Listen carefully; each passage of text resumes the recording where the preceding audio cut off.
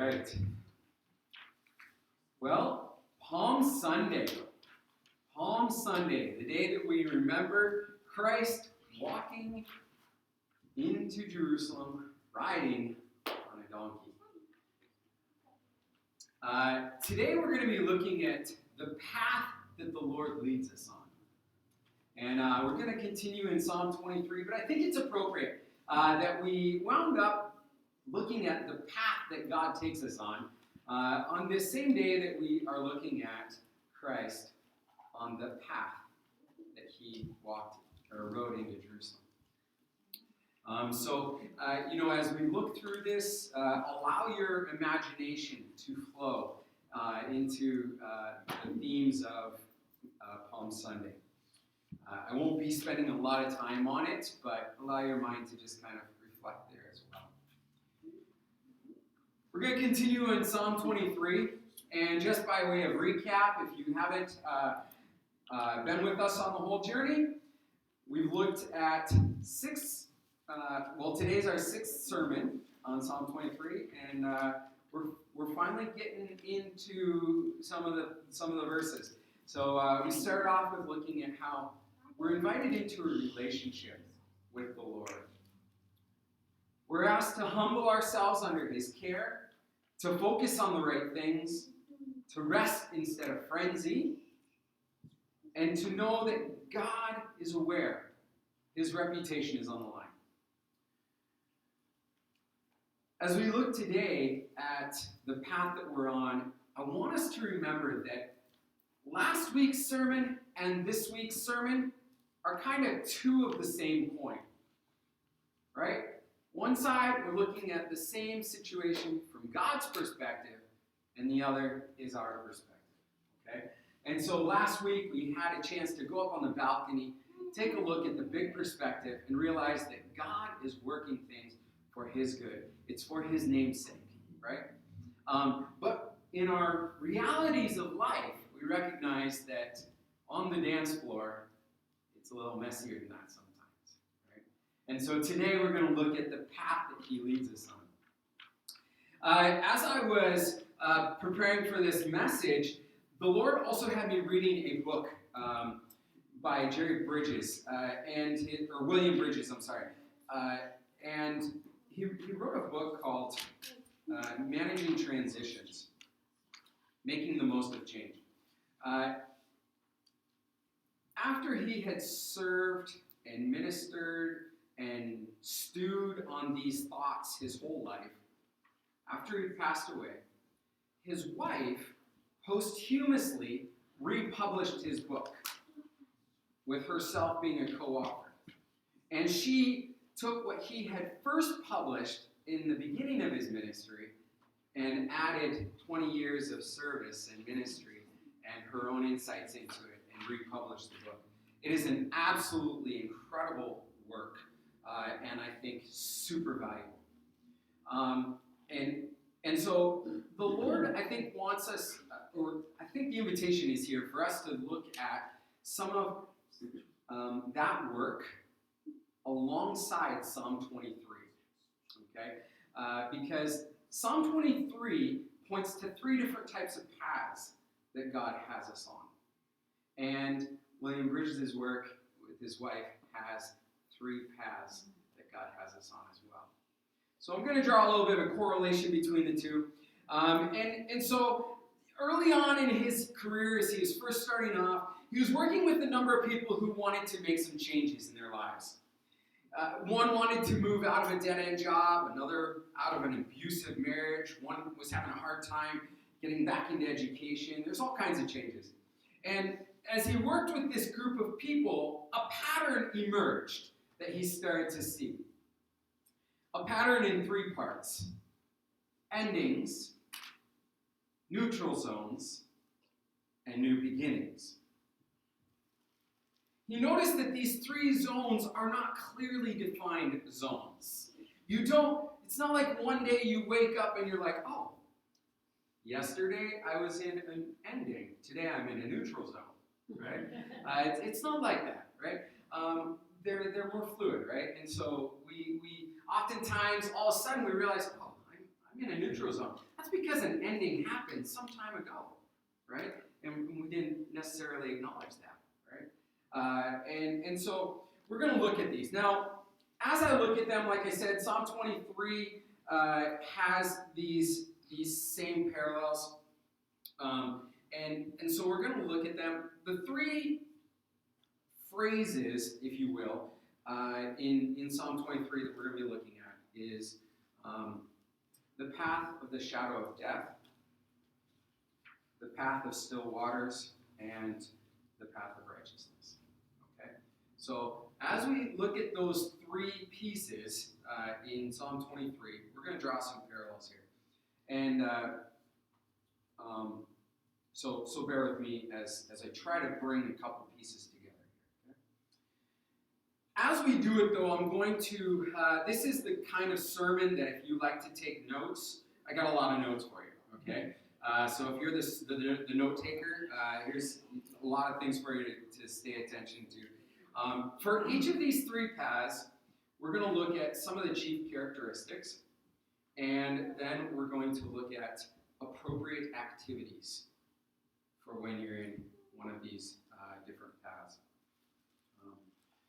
So let's first begin with looking at the path of the shadow of death. Now, you'll notice in Psalm 23, the valley of the shadow of death, right, that path, is actually talked about last. But because Bridges talks about them in the order of the endings and the neutral zones and beginnings, I'm going to kind of flip them out of order. Okay, so bear with me. We're going to look at the shadow of death first. The shadow of death is the times when things seem to come to an end. The chief characteristics, there's three of them. Darkness. In darkness, it's hard to see anything other than bleak. If you think back on your own life, in times of endings, it just seemed dark. Hard to see anything past what's immediate in front of you. We experience sadness. That's the second chief characteristic. There's sadness. There's losses that we've experienced with endings. And the third characteristic is a coldness. Like winter, when all of the leaves die. It's almost a callousness where we say to others who are complaining, I just don't care. Right? Your situation, your issues, I just don't care. There's a coldness that sets in on us when we walk the path of the shadow of death. When David talks about being led through the valley of the shadow of death, he's referring to these dark times of lives. The times when nothing makes sense, when things fall apart, when the bills exceed the income. A while back, I received a phone call that I was kind of dreading. We owned a Durango, right? And it was probably the most expensive car that we'd ever bought. So we bought this Durango, and we were expecting it to last us for a long time. And before too long, all of a sudden, the car, as I was driving, was just shaking. Right? I was like, whoa, something's not good here, right? And so I contacted my mechanic, and I was very nervously wondering what the call was going to be. I had done some research and found out that it could be this coil pack thing that was like a really easy fix. Or it could be a blown engine. It's like, these are two extremes, right? And so I got that call. And it was the engine. And as the mechanic, he's a believer, right? Micah, sorry to tell you, it's the engine. But I just want you to know, the Lord wasn't surprised by this. He's got it coming. He sees this. And, he's in control. I gotta be honest. The words kind of fell flat. Yes. You know? my words kind of fell flat. There was an ending with my truck. And in that moment, there was a callousness, there was a coldness, there was a sadness that set in. And to hear those words just kind of felt flat. Can you imagine if, I was to receive a call from a parent, distraught, oh, my kid, they're out all night, I never know, what they're doing or what's going on, and I'm always concerned at night, maybe I'll wake up in the morning and I won't have a child. If I was to say to that parent, it's okay, God's got this. Just kind of falls flat, doesn't it? It's not that it's untrue. It's truthful words. Just kind of fall flat.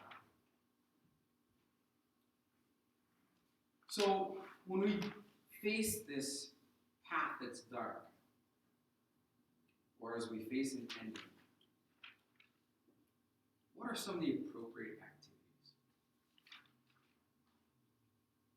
I think the first thing is be sad. Be sad. Cry. Cry. Talk about the losses.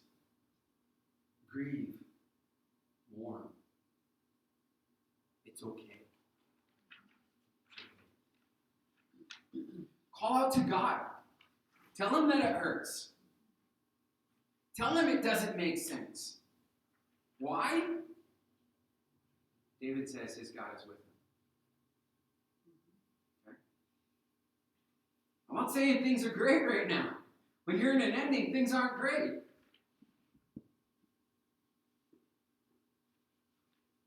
But God is there. He's going through it with you. As Jesus walked down through that path and people are cheering him on, we encounter the second time in Scripture where he cries. He grieves over the city of Jerusalem. I long to bring you. I long to have you, but you wouldn't have me. Jesus experienced some of this. We saw that even in the Garden of Gethsemane. As he faces this dark time, the valley of the shadow of death, he turns to prayer. So an activity that's okay and appropriate during those shadow times is prayer. We need to do that. And I know sometimes our prayer looks more like this than it does like this. That's okay. It's okay. These are shadow times. Whatever you do, get the emotions out in a healthy way. Okay? There's healthy ways and there's unhealthy ways. We know that, right? Whatever you do, if you're facing the valley of shadow of death, get the emotions out in a safe way. In a healthy way. Maybe it's journaling, maybe it's going for a walk, prayer, talking to somebody, however it is. There's a lot of healthy ways to get the emotions out. And we need to do that with many things. Because if we don't get those emotions out, it's impossible for us to move to the stillness. Okay? So Bridges talks about the second path as being a path of stillness. The neutral zone. Right? And David also talks about this. Have you ever had a good cry? Right? Yeah? You know what I'm talking about. Those really good cries, right? You get it all out. How do you feel after that?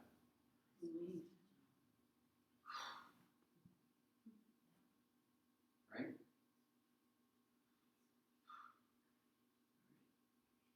completed, empty, done, still. Okay? You feel still. Remember one time we were in a Rock Solid, and there are times where we had to hold a student because they were going to harm themselves or others. And we tried very hard to keep that as limited time frame as possible because it's not a good experience for the student or for us. But there was one particular day where a dear guy was having a rough day, and we wound up having to hold him for about an hour. When we got done,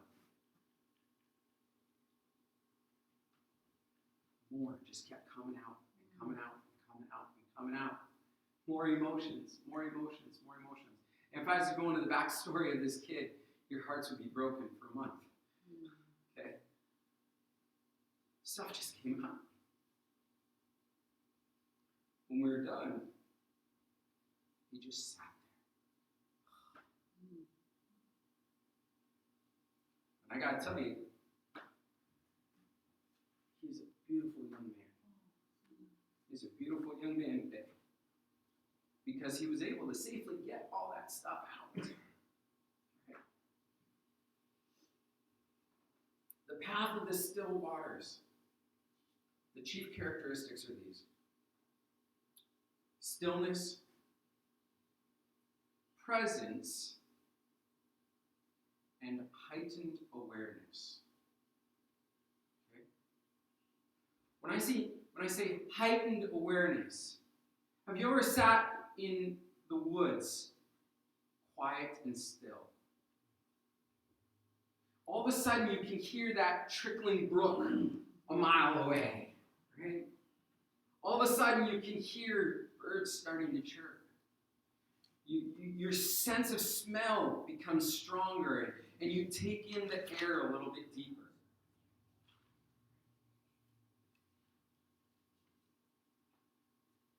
Your senses become heightened. You become more aware. You become more aware of what's going on around you. There isn't a lot of activity in the neutral zone. It's a place of quiet stillness. There's resting. A lot of people would most readily identify themselves as being in a neutral zone when being unemployed. Okay? If you've been unemployed, you know what that's like. There isn't a task to do or to complete. There's not a task. And that can be really uncomfortable for some of us. But in this moment, God is with us. So just rest. Rest. The Lord brought us into a time of this stillness when we left Rock Solid before we came here. It was a year and a half where we felt like we were kind of in a neutral zone. And you know, we'd wake up in the morning and there wasn't a lot I had to do right away, right? It was daily tasks of living, right? But it was a time of resting. And in that resting, God worked on us. He did things in us. He allowed us to spend time reflecting on what we've come from. The good and the bad, the hard, the painful. He gave us time to reflect on what the future might look like.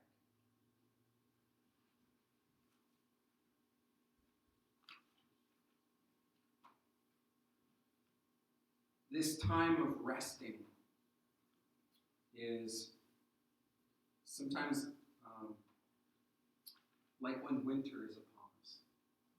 Right? The leaves are falling. We're at the end of autumn. Winter's on us. The tree senses that there's cold coming, and it decides to, instead of continuing to put out, it decides to conserve. And it moves into dormancy, to stillness. Right? That's what the neutral zone's like. Again, there's some appropriate activities. during the neutral zone. We need to rest in God's presence. We need to look inside, see what might be there. Listen to God's voice speaking to you. God speaks. And we're most prone to hear that voice in these times of stillness. So listen to him. And learn. See if there's patterns or behaviors or responses in yourself that you need to change. Right? That's what the stillness is for. Psalm 139 says, "Search me, O God, and know my heart. Try me. Know my thoughts. See if there be any grievous way in me. Lead me in the way everlasting." Ultimately, we want to settle into the neutral zone to learn and grow so that we can move into the paths of righteousness. Where God has good things for us to do. And as human beings, we're anxious to jump out of that neutral zone. But we need to settle there. Be there. If you're looking at your life right now and you feel like, I'm kind of in between some things, be there. Be present in that space. Listen. Press into God. Because he does have paths of righteousness for us. He has exciting things for us to do. Right? One of the things that was, I didn't get most permission to share this, but I'll do it here. One of the things that Mom shared was meaningful to her was a devotional that talked about how when we lost a spouse, that God has called our spouse home. And sometimes we don't flip the coin to say, so what's that mean about me? Right? God has left you here for a purpose. He has good things for you.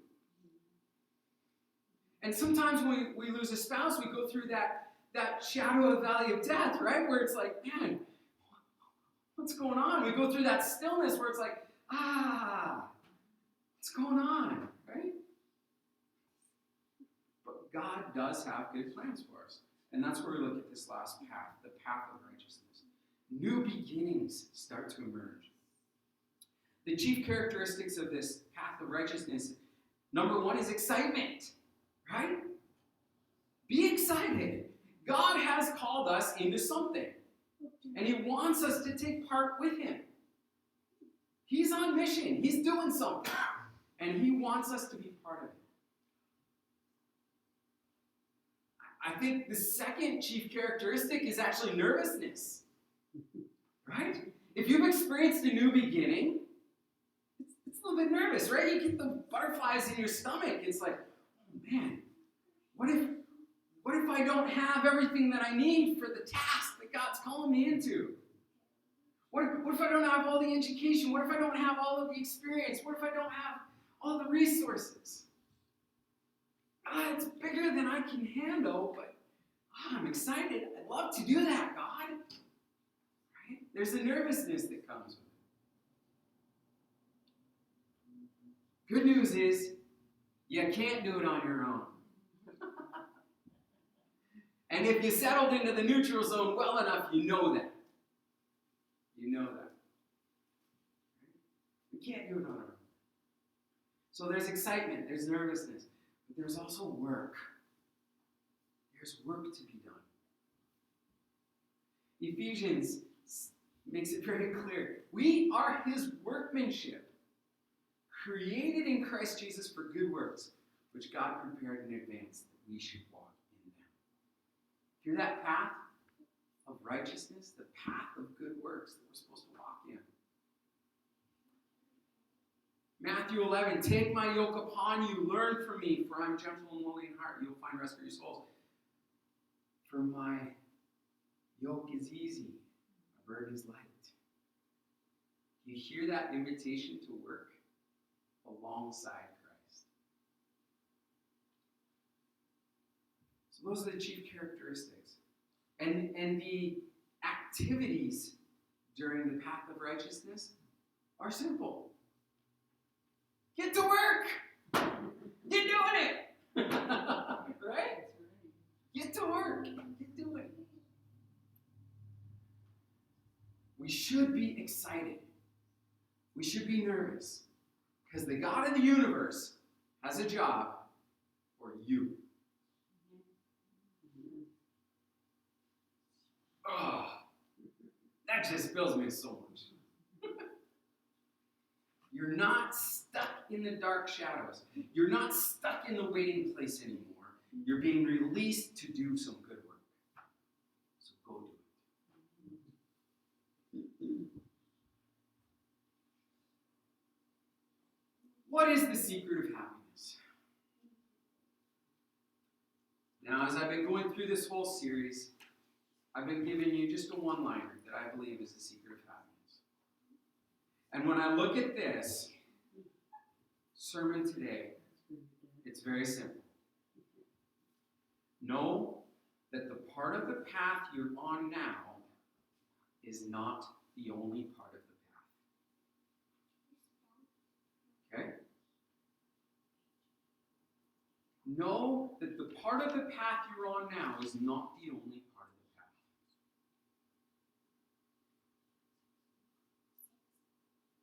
And I don't care which part you're in. Because you know what? Maybe you're in work, and you've been working for a while, and you're like, God, I appreciate a little ending here. Right? I appreciate a little time out. He's talking about that stillness thing. Give me some rest. I want some of that. Right? We get there. Okay? So it doesn't matter what part of the path we're on. It's not the only part. God takes us through these cycles constantly. Endings, neutral zones. We walk with Him through it. Suggestions for the week. Know what part of the path you're on. Okay, that's the first thing. Know what part of the path you're on. If you're in an ending, get the emotions out. Get the emotions out. And it might be that you're in one part of your life, you're in an ending, and another part of your life, you're in a neutral zone, right? Or even new beginnings, right? We all wear different hats, right?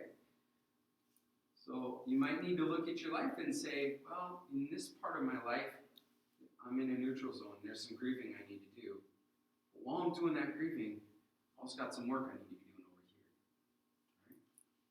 So know which part of the path you're on. If you're in the endings, get the emotions out. If you're in a neutral zone, rest well. Rest well. And I mean that with all my heart. You are going to need the energy from resting for the new beginnings when you get busy. Okay? So whatever part you're in, know the path you're on. It's not the end. Know it and do those